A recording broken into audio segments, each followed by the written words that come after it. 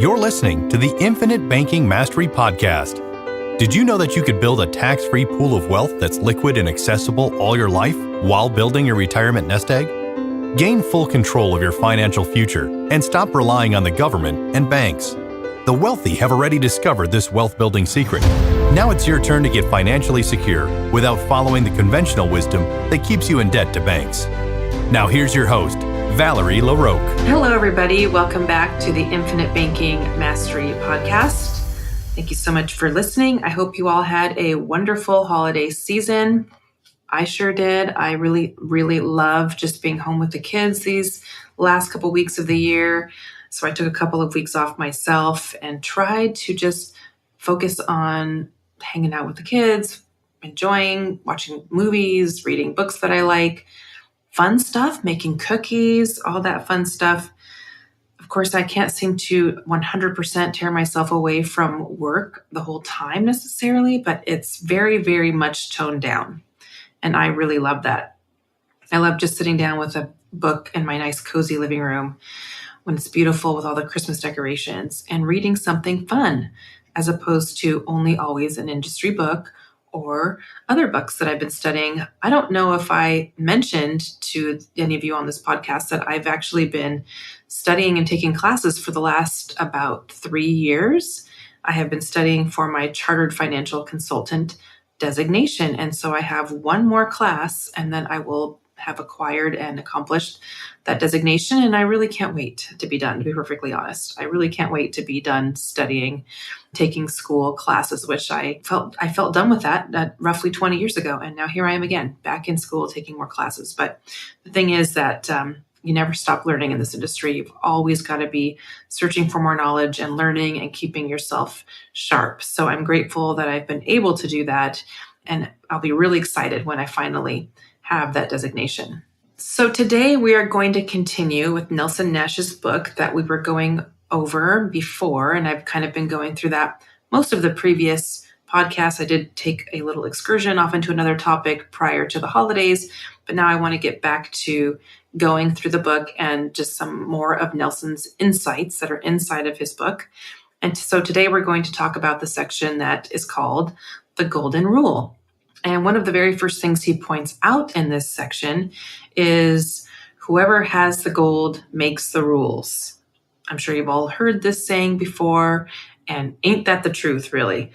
He says you will always be at the mercy of the ones who have the gold. Nelson then shares a bit of writing from Jackson Pemberton, who wrote this back in 1976. Jackson wrote something called A New Message on the Constitution, which Nelson puts a snippet of this writing into his book. And there is a lot of wisdom in this passage that Nelson selected. But some of the powerful words that drew my attention are when Jackson Pemberton says, "You have lost the vision of your most fundamental law. Let me show you. You call the National Charter the Constitution of the United States. And that simple phrase contains both the totality of your plight and the seeds of your salvation. For in those 6 words, you reveal your feeling that both you and your law are subject to your government. You are not the slave of government at all, but because you think so, you may as well be. Nay, the Constitution is your servant and the master of your government. It is not the Constitution of the United States. It is the Constitution of the people and for the United States. It is not only the law by which you are governed, it is the law by which you may govern your government. It is not the law by which high-handed politicians may impose their collective will upon you. It is for you to impose it upon them. It does not belong to the government, it belongs to you. It is yours. It is yours to enforce upon your government." Now, I just think this was really well said and very powerful. Yes, I think it's important to remember that the Constitution was written to be of the people and for the people, that the government was put in place to serve the needs and interests of the people. And I believe it's a mistake to allow the government to continue to just grow and grow and grow and get bigger and expand, because remember, the government doesn't make any money. The government makes no money. The only money they have comes from me and you. So as their need for money increases, they have nowhere else to go for that money but me and you. This is why I'm also really hopeful lately that any government waste that is currently going on in our government will be reduced. I'm really hopeful that this is possible in the coming years and in the very near future. Our extra large deficit demands it. Nelson then goes on to talk about how many citizens of our country tend to feel entitled to things that historically we have always worked for ourselves. He says our mindset needs to be turned away from this in order for our citizens to succeed.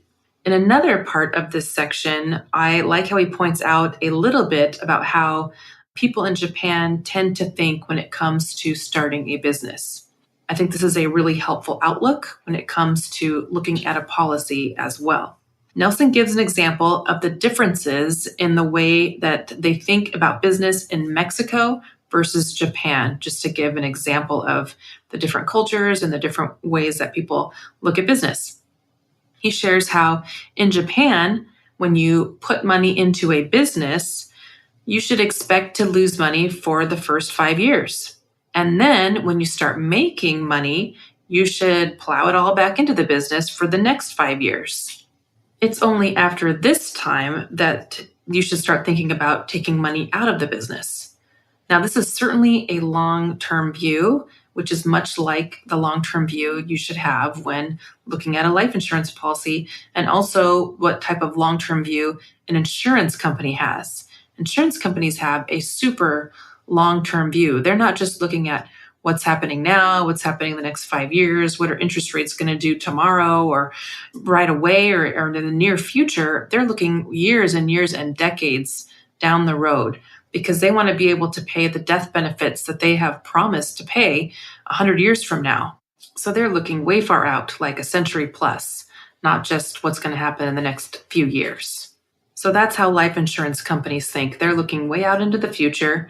But when it comes to your policy, you might expect to see growth right away. You want to see growth year one. I thought my interest rate was such and such, or my dividends, so they get paid in year one. But much like the Japanese startup example that Nelson gave, or actually like any startup company, there are startup costs to your system. Just like any business you would want to start, you would expect to have initial costs to get the business up and running. So when it comes to life insurance, even though it's not a brick and mortar building, the banking system that you're starting up, now like with a regular physical business where it might be a retail business, a restaurant, coffee shop, a grocery store, startup costs are expected because you have to get inventory, a building, employees, things like that. But you are okay with doing that because you expect your business to become cash flowing, of course, hopefully sooner than later. But sometimes it takes a while for the business to become cash flowing. Whereas with the life insurance policy, that startup cost isn't going to things like inventory, employees, and a building and all that. It's going to the cost of starting up a cash flow machine for you, but also the cost directly, where are they going? They're going to the cost of insurance, the cost of life insurance, the cost of the death benefit, which is an even bigger win if you ask me. Because if we were to compare a regular retail business with a life insurance policy, and let's just say we put $40,000 into each business, $40,000 into the life insurance policy year one, $40,000 into beginning a business, a very small business probably, but $40,000 into starting a business. And at the end of year one, something tragic happened. You passed away.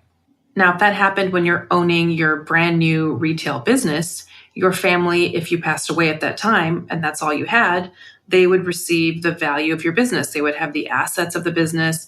They would have everything you have in that business or that entity, the inventory and all that stuff. They would also probably have some debt. And the other thing is they probably would have to sell the business pretty quickly if you were the one running it and they had nothing to do with it. Or even if they did, maybe they have too much grief to even continue.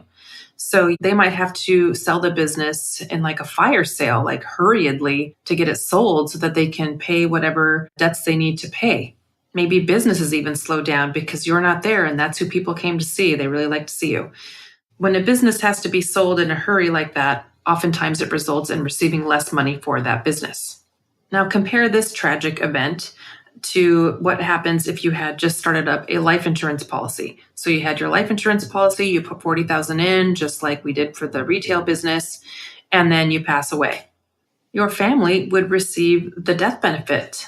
They would receive it tax-free, and they would receive that rather than the assets minus the liabilities of your business. So the startup costs for a life insurance policy are for something great, to take care of your family, to take care of your loved ones. If you pass too soon, too young, unexpectedly, it would take care of those who are dependent on your income.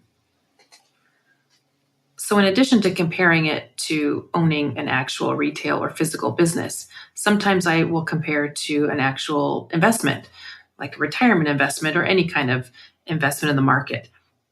So in 5 years, if you had about $200,000 in your whole life policy versus having $200,000 in your investment in the market, and then something tragic happened and you passed away, just like the previous example, when we look at the life insurance policy, your family would receive, for example, almost $2 million.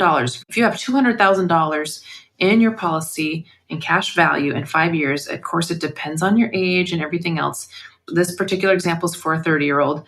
You would have almost $2 million in your death benefit of the account, and that would go to your family income tax-free. But if you had that same $200,000 in an investment account and then you passed away, your family would receive the $200,000 minus any taxes that you owe.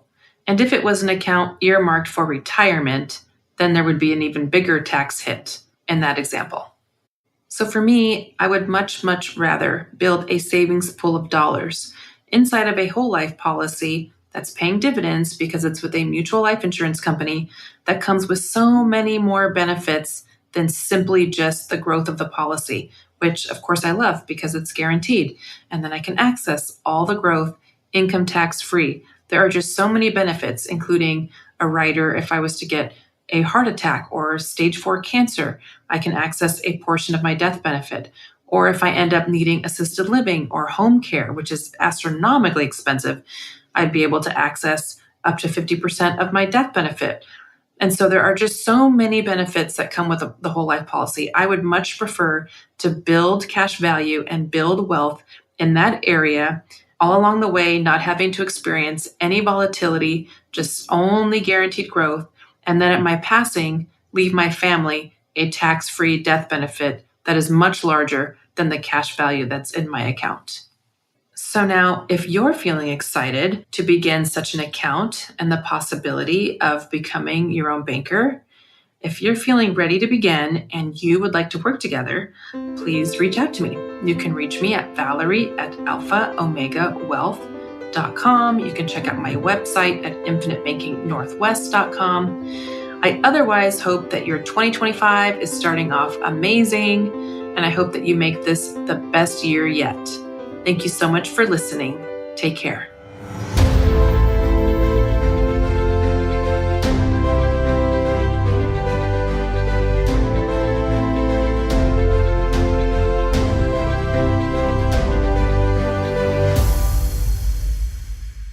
This is thepodcastfactory.com.